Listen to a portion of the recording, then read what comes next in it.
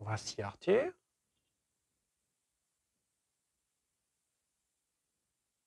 Et voici Léa.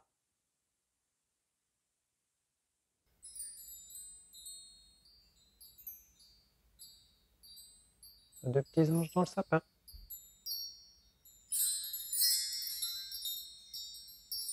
Bienvenue chez Tonton Poussin. Maintenant que le sapin est terminé, je vous propose qu'on partage ensemble une première histoire de Noël, une histoire qui s'appelle l'Arche de Noël. L'Arche de Noël. Cette année, le Père Noël est bien embêté. Ses rennes ont attrapé la colique en mangeant des fleurs toxiques. Le vétérinaire qui les examine est formel.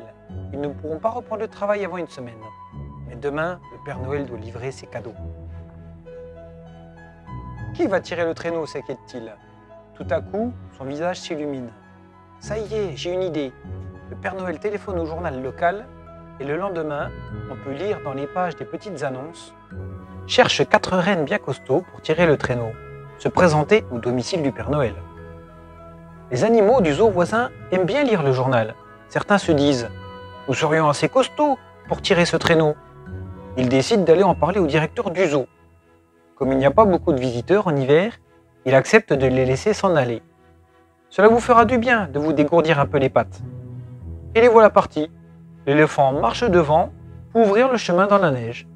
À midi, drin, drin, le Père Noël se lève. On a sonné?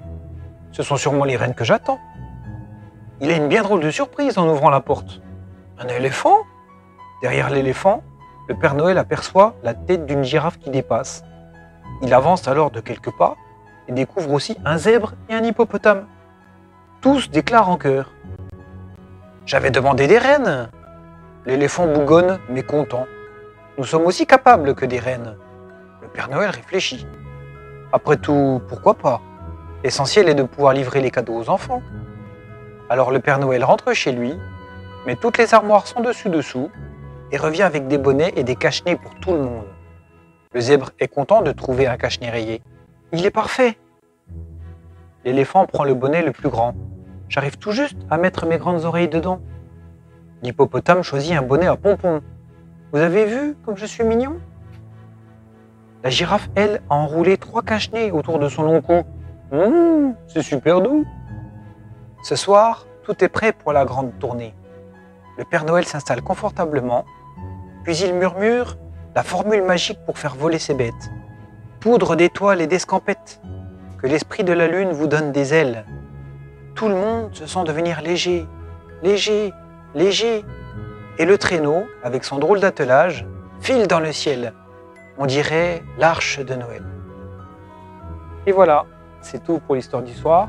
Une belle histoire de Noël qui nous montre à quel point tout est possible quand on a la force d'y croire. Je vous embrasse très fort et je vous souhaite de faire de beaux rêves.